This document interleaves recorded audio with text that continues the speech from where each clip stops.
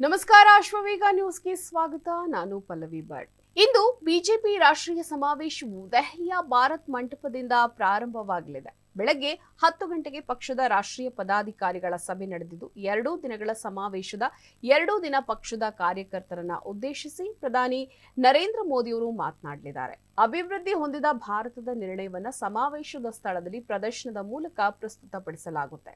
ಹೌದು, ಮಧ್ಯಾಹ್ನ 3 ಗಂಟೆಗೆ ರಾಷ್ಟ್ರೀಯ ಅಧ್ಯಕ್ಷ ಜೆಪಿ ನಡ್ಡಾ ಧ್ವಜಾರೋಹಣ ಮಾಡುವ ಮೂಲಕ ರಾಷ್ಟ್ರೀಯ ಸಮಾವೇಶಕ್ಕೆ ಚಾಲನೆ ನೀಡಲಿದ್ದು, 2 ದಿನಗಳ ಸಮಾವೇಶದ 2 ದಿನದ ಪಕ್ಷದ ಕಾರ್ಯಕರ್ತರನ್ನ ಉದ್ದೇಶಿಸಿ ಮೋದಿಯವರು ಮಾತನಾಡಲಿದ್ದಾರೆ.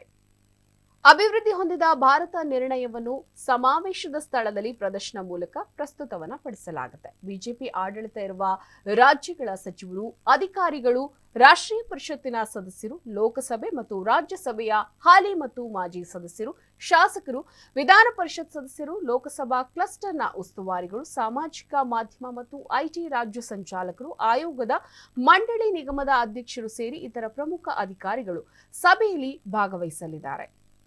ಇನ್ನು ಲೋಕಸಭೆ ಚುನಾವಣೆಯ ದೃಷ್ಟಿಯಿಂದ ಬಿಜೆಪಿಯ ಈ ಸಮಾವೇಶ ಅತ್ಯಂತ ಮಹತ್ವದ್ದಾಗಿದೆ. ಈ ಸಭೆಯಲ್ಲಿ ಪ್ರಧಾನಿ ಮೋದಿ ನೇತೃತ್ವದಲ್ಲಿ ನಡೀತಾ ಇರುವಂತಹ ಅಭಿವೃದ್ಧಿ ಮತ್ತು ಕಲ್ಯಾಣ ಯೋಜನೆಗಳ ಬಗ್ಗೆ ಮಾಹಿತಿಯನ್ನ ಕೂಡ ಇಲ್ಲಿ ಕೊಡಲಾಗುತ್ತೆ. ಅಲ್ಲದೆ ಈ ಬಾರಿ ಗೆಲ್ಲಲೇಬೇಕು ಅಂತ ಚುನಾವಣೆ ಬಗ್ಗೆಯೂ ಸಭೆಯಲ್ಲಿ ಸಾಕಷ್ಟು ರಣತಂತ್ರ ರೂಪಿಸಲಾಗುವುದು ಅಂತ ಹೇಳಲಾಗ್ತಾ ಇದೆ.